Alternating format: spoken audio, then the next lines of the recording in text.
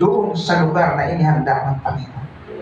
Sabi ni Pablo, Philippians 3:14, ako'y nagpapatuloy tungo sa hangganan upang makamit ko ang gantimpala na ibibigay ng Diyos.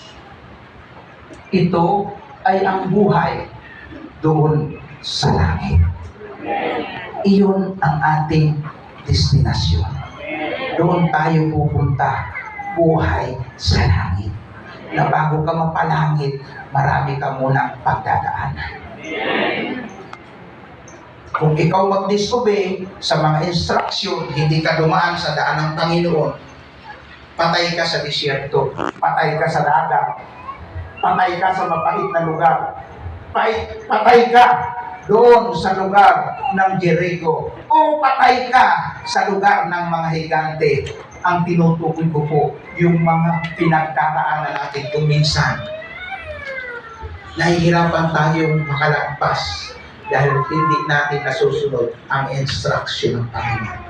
Oo, sa daan ng Panginoon, may lugar na mainit, may lugar na madilim, may lugar na malalim, dahil nga, dadaan ka ng dagat, dadaan ka ng Jordan River, sa daan ng